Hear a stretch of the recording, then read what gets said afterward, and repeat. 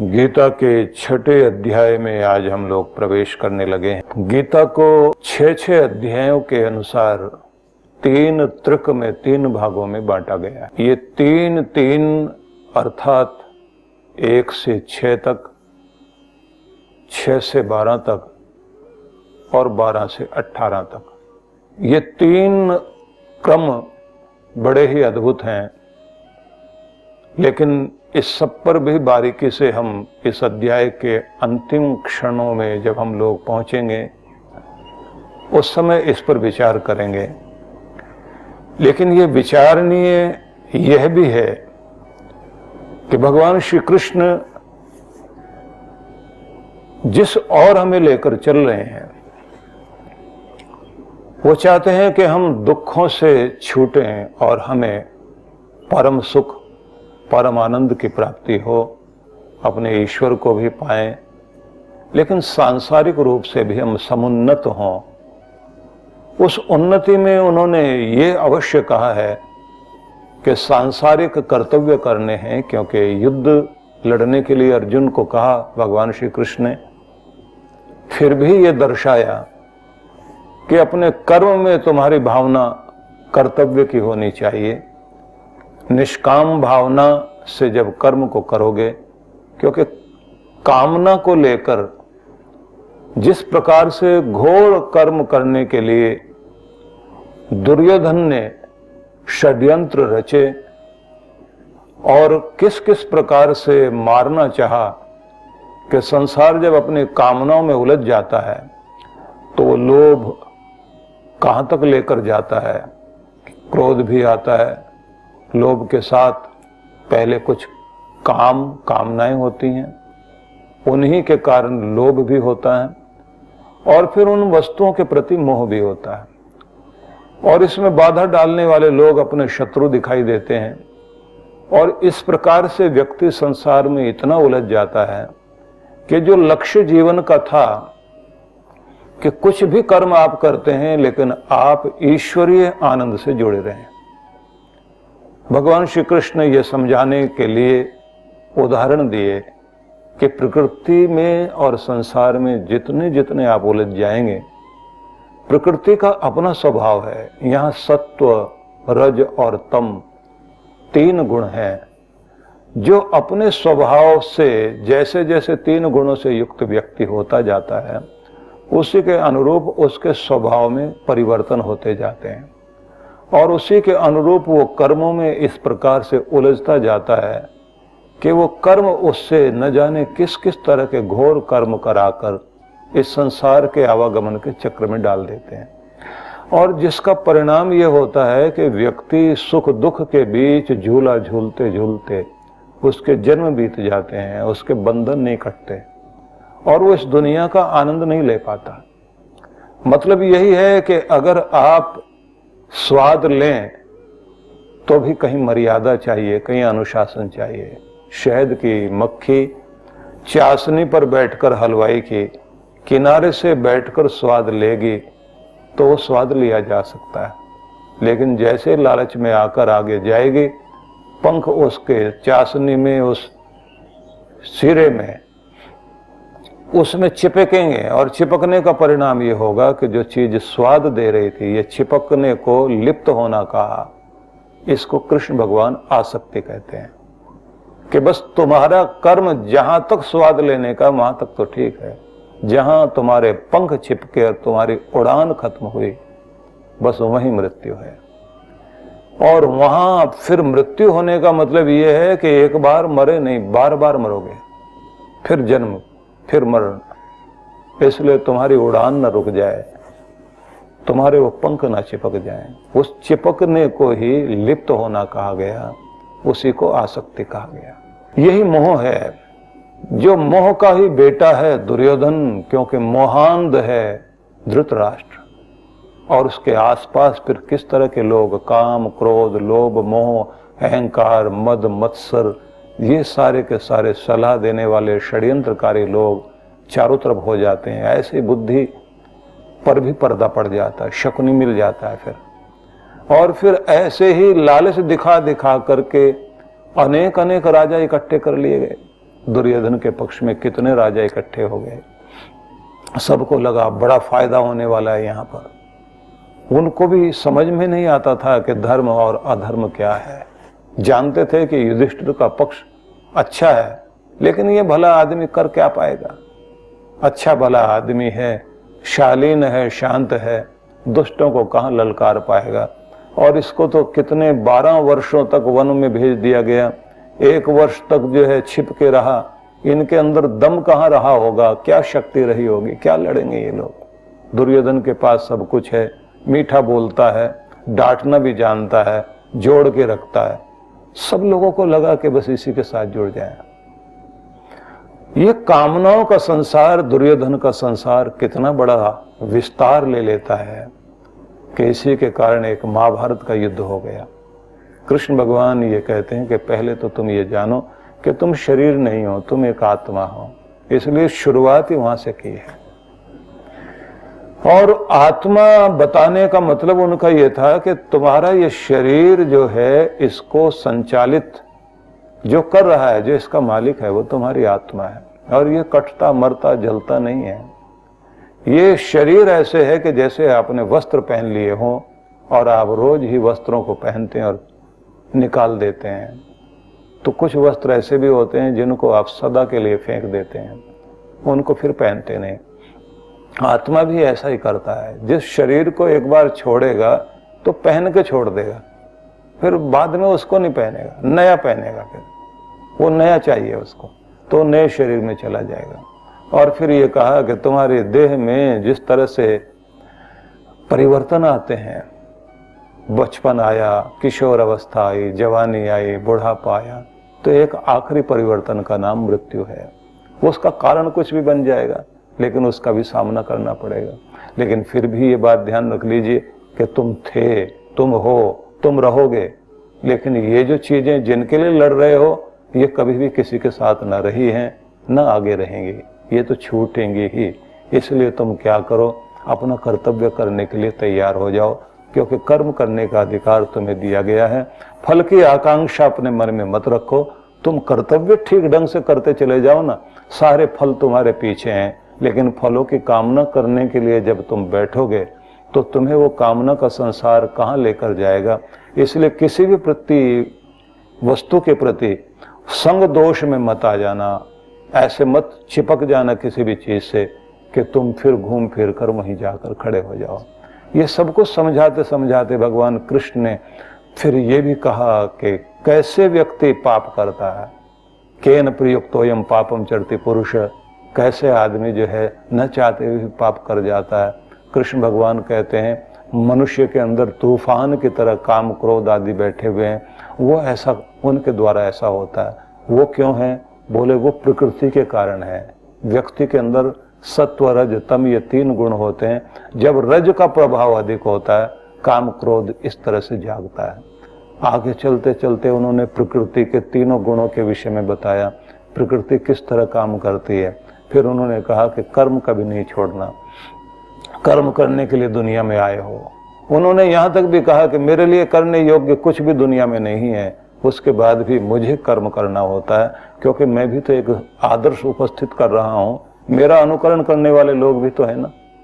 तुम अपना कर्तव्य कर्म करते चले जाओ, कर्म को यज्ञ बनाओ, और तुम्हारी सबसे बड़ी कोशिश होनी चाहिए कि तुम्हारी बुद्धि स्थिर रहनी चाहिए।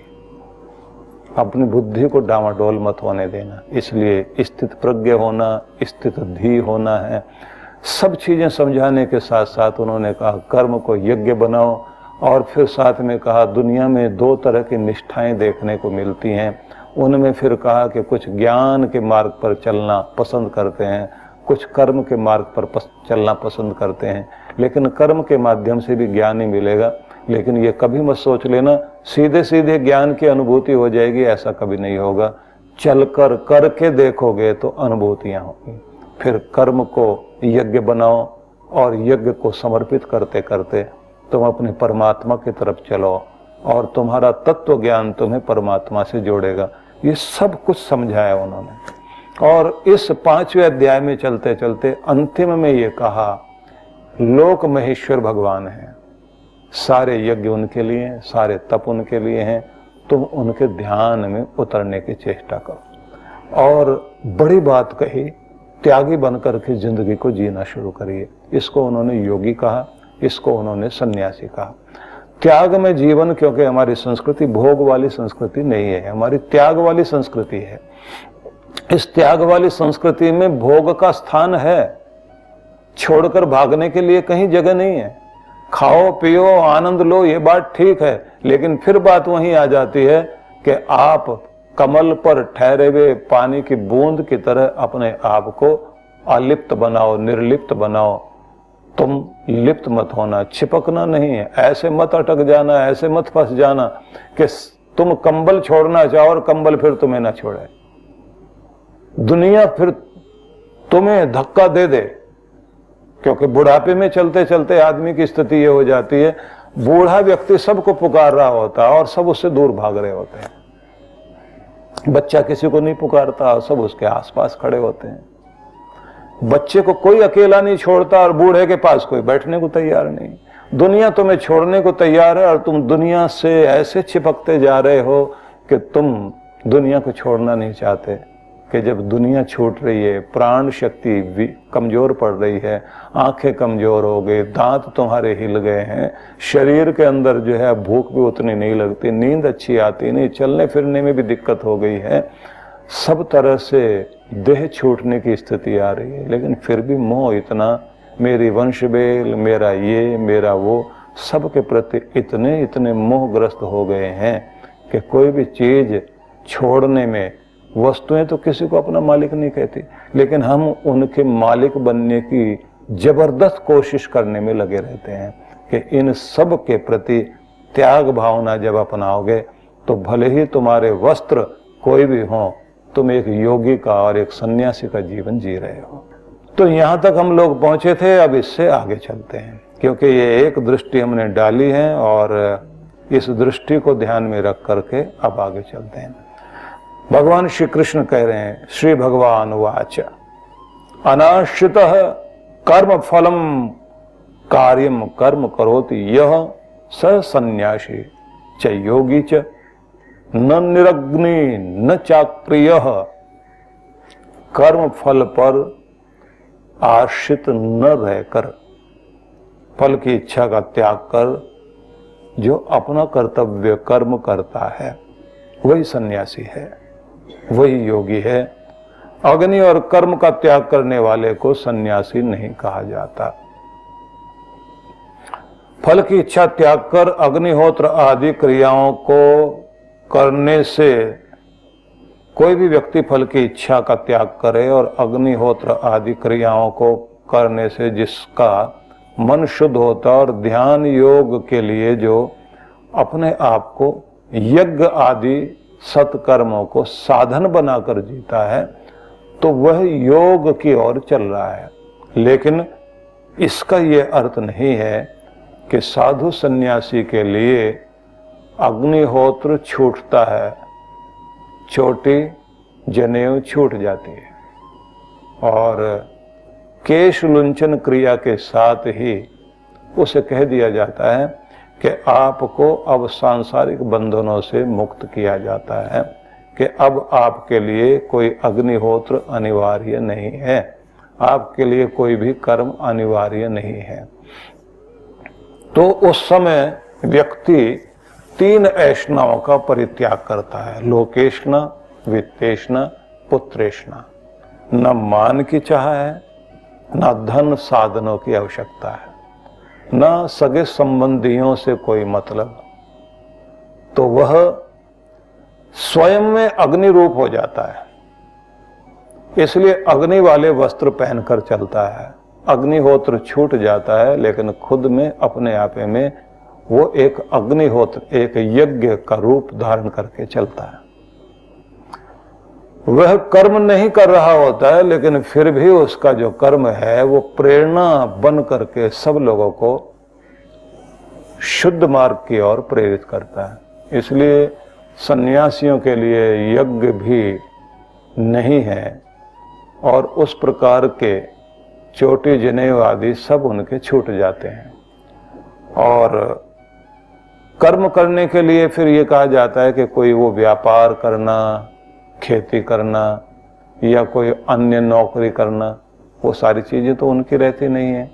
इसलिए वो गृहस्थ लोगों पर निर्भर करते हैं और गृहस्थ लोगों का कर्तव्य बनता है कि उनके दरवाजे पर आए हुए साधु सन्यासी के प्रति आदर मान व्यक्त करते हुए, जैसे अपने घर का कोई बड़ा होता है, उनको भोजन भी दें, उनका सम्मान भी करें।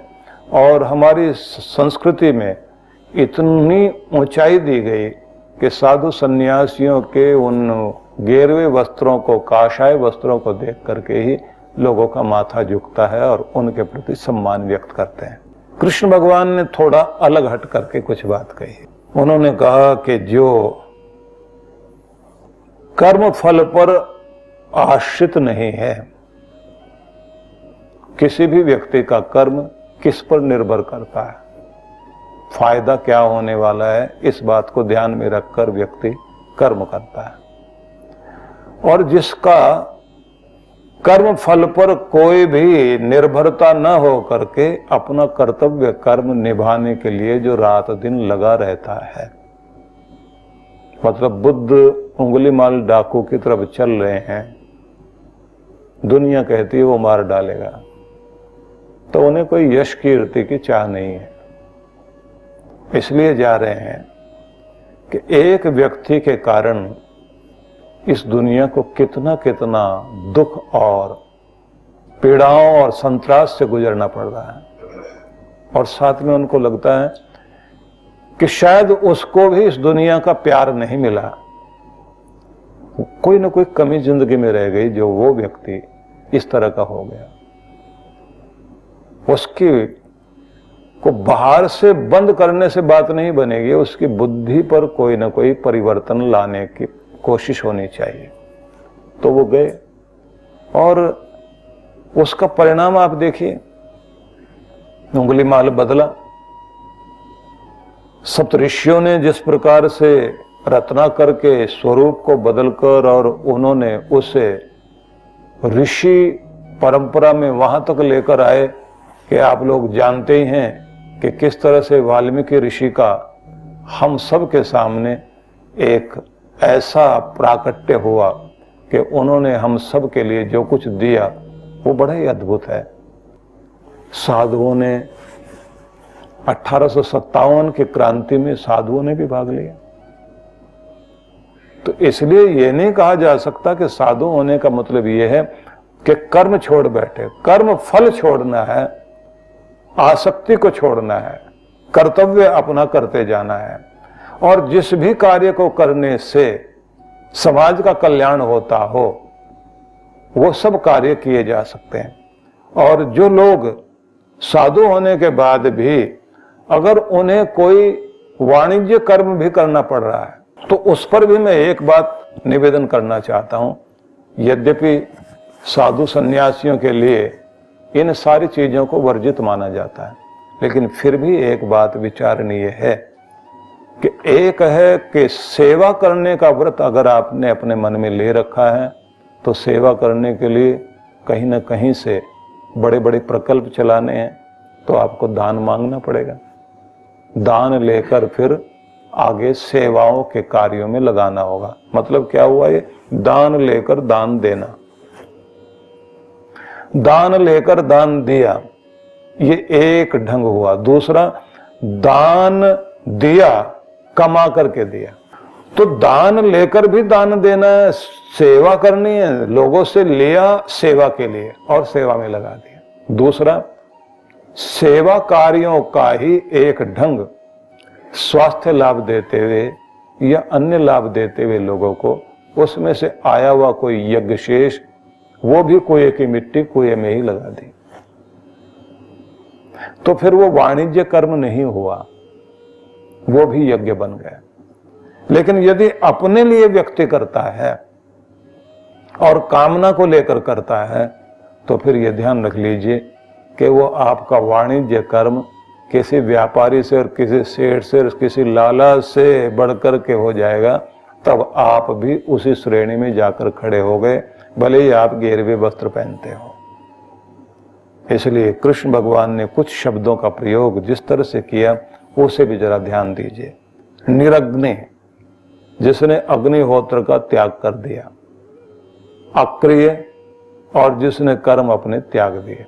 साधु सन्यासियों के लिए ज्यादातर ऐसी स्थिति आ जाती है कि उनको कोई कर्म करने की, सांसारिक कर्म करने की आवश्यकता नहीं होती। और ऐसा सन्यासी जिसने संन्यास कहें, न्यास कहें, न्यास मतलब त्यागना, संन्यास मतलब अच्छी तरह से, पूरी तरह से जिसने त्याग दिया, जिसने कर्म फल की इच्छा का त्याग कर दिया, वही व्यक्ति वास्तव में सन्यासी है। दूसरे ढंग से आप देखिए, पेड़ पौधे फूल फल अपने लगातार दुनिया को दे रहे हैं, और वो स्वाभाविक रूप से जो कुछ उनके पास आया दुनिया के लिए दे दिया, बिखेर दिया। कितने सारे ऐसे हमारे दो ही तरह की औषधियां वनस्पतियां हैं ना। एक तो वो कि जिनके पास फल आ जाए तो वो सूख जाते हैं, फल दिया और दुनिया से विदाई ले ली, हमारा कार्य पूरा हो गया। इस तरह की जो वनस्पतियां हैं जिनको आप खा रहे हैं वो बड़ी अद्भुत हैं। आप उनको देखिए, गेहूं है, गेहूं का फल आएगा, जिस दिन फल आया और फल पक गया और आपको देने लायक हो गया, उस दिन गेहूं का पौधा सूख जाएगा और वो विदाई ले जाएगा। फल दिया और चला गया। धान हो, मूंग हो, मोट हो, ये तिलों को देख लीजिए आप। जितने भी आप खाद्य पदार्थ खा रहे हैं ना, ये जो अन्न आप ग्रहण कर रहे हैं, आपका अन्न है, आपकी दालें हैं, ये सब जो आप खा रहे हैं, ये सब अपना फल देंगे और सूख जाएंगे। क्या हम किस लिए थे? तुम्हारे लिए दिया और जा रहे हैं। कुछ दाने उनके बिखर जाएंगे जमीन पर, फिर से उगना होगा, फिर से इस धरती पर जीव जंतुओं के लिए तुमने अपने आप को फिर से निर्माण करना है। दुनिया के लिए फिर से तुम आओगे, फिर वो बीज उगते हैं, पौधे बनते हैं, और इस प्रकार से आप लोग देखते हैं कि एक क्रम चल रहा है इस दुनिया में। इसी को देवत्व कहा जाता है कि अगर तुम ले रहे हो तो क्यों ले रहे हो? अग्नि ले रही है तो इसलिए ले रही, कई गुना बढ़ा करके वापस कर देना। बादल ले रहा है देने के लिए। ये देवताओं वाला कार्य करने के लिए जब कोई भी साधु सन्यासी परोपकार करने के लिए खड़ा होता है, खुद कष्ट सहेगा, लेगा थोड़ा थोड़ा, कहीं से भी, किसी छोटे से नाली में पानी, वहां से भी सूरज ऊपर खींच रहा है, समुद्र से खींच रहा है, तालाब से पानी ऊपर खींच रहा है, और सारा बादलों में जाकर के जमा हो रहा है, और वो पानी फिर निर्मल होकर, शुद्ध होकर, एक ऐसा प्रोसेस चलता है, ऐसी प्रक्रिया जिससे वो पानी इतना शुद्ध होकर के और फिर चारों तरफ बूंद बूंद करके बरसाया जाता है, और ये एक यज्ञ चलता है। इसको देव कार्य कहा गया। यही दिव्य कर्म है भगवान का। प्रत्येक व्यक्ति को खुद के लिए नहीं, गणपति भगवान के मुख को आप देखेंगे ना, सूंड से मुंह ढका हुआ है। क्या दर्शाया गया? भगवान खाता नहीं है, लेकिन हाथ में लड्डू लिए बैठे हैं, वो देने के लिए है, इसलिए वो मंगल मूर्ति है। मुख खुद का ढका हुआ है और दूसरों को देने के लिए हाथ में लड्डू है। यही रूप है देवताओं का। वो सन्यासी, वो व्यक्ति जो इस दुनिया में है, भले ही उसके वस्त्र काशाय वस्त्र नहीं है, लेकिन इस दुनिया में जीवन जीता है तो इस तरह से जीवन जीता है कि उसके जीवन के द्वारा दुनिया को लाभ ही लाभ होता जाता है और खुद के कोई भी कामना नहीं होती। तो ऐसा व्यक्ति, जो पुरुष अपने कर्म फल के प्रति आसक्ति नहीं रखता, जो अपना कर्तव्य पालन करता है, वही सन्यासी कहा जाएगा, वही योगी कहा जाएगा। वह नहीं जो अग्निहोत्र नहीं करता, कर्म नहीं करता। सन्यासी को सारे कार्यों से मुक्ति नहीं मिल गई, यज्ञ बंद हो गया, परोपकार आदि कार्य छोड़ बैठे, ध्यानस्थ अक्रिय होता है। मतलब अक्रिय होने का मतलब है कि अपने ध्यान में जाने के लिए, तब आप निष्क्रिय हो जाइए। बाकी सक्रिय रहिए, कर्म कीजिए, लेकिन फलासक्ति नहीं रखिए। यज्ञ आदि कर्म आपके ध्यान के समय में गौण हो जाएंगे, क्योंकि ये याद रख लेना चाहिए, आपका यज्ञ, आपका तप सब जिसके लिए है, संयुक्त होने के लिए, युक्त होने के लिए। किससे? भगवान से। और ध्यान क्या है? भगवान से जोड़ने की एक विधि। इसलिए आपके सारे पूजा पाठ, सारे यज्ञ आदि कर्म, उन सबसे आगे कोई चीज आती है तो ध्यान आता है, ये याद रखना। और ये ध्यान भी क्या है? युक्त होना, कनेक्ट होना। किससे? परमात्मा से। आपकी पूजा भी जब ध्यान बन जाती है तब पूजा पूजा होती है। आपके भजन में जब आपका ध्यान लग जाता है तब भजन आपका सफल होता है। और जब आप यज्ञ आदि कर्म करते करते ध्यानस्थ हो जाते हैं, मतलब भगवान में ध्यान आपका जुड़ जाता है, तो आपका यज्ञ कर्म सही हो जाता है। और जब आप सेवा करते करते आपका ध्यान भगवान में हो, दुनिया क्या कह रही है इस पर ध्यान नहीं, अपने परमात्मा के लिए कर रहा हूं, तो वो एक तरह का ध्यान है। इसलिए सारे पूजा पाठ, इन सब से आगे चलते चलते आपके जीवन में ध्यान आ जाता है। कृष्ण भगवान कहते हैं वो ध्यान भी योगियों वाला ध्यान हो, कर्म फल की इच्छा नहीं। सिद्धियां मिल रही हैं, सिद्धियों को भी त्याग दिया, सिद्धियों से भी कोई रुचि नहीं रखी। मेरे छाया से भी किसी को लाभ होता हो तो लाभ हो जाए, लेकिन पीछे मुड़कर ना देखूं।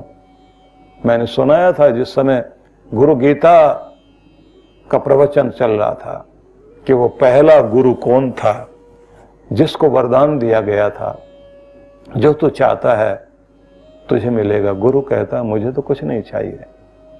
और भगवान का दूत आकर कहता है कि तुम्हें कुछ नहीं चाहिए, लेकिन तो भी हम आ गए हैं तो आपको देना चाहते हैं। इसलिए देना चाहते हैं कि आपके माध्यम से दुनिया का भला हो। गुरु ने फिर कह दिया कि मेरे माध्यम से दुनिया का भला होगा, दुनिया तारीफ करेगी, मेरा ध्यान दुनिया में भटक जाएगा। मेरा ध्यान तो आप में है, मैं अपने ध्यान को क्यों भटकाऊं।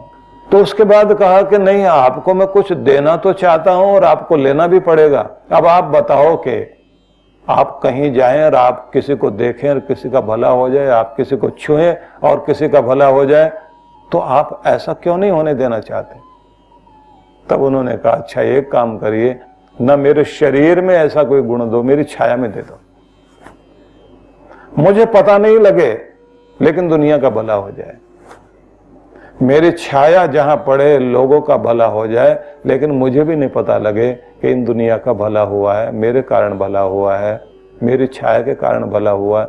मैं पीछे मुड़ के ना देखूं, मुझे महसूस हो कि तेरी कृपा छाया जहां पड़ती है वहां भला होता है, मैं उसको करने वाला कुछ भी नहीं। यही दिव्यता है, जहां तक पहुंचना है।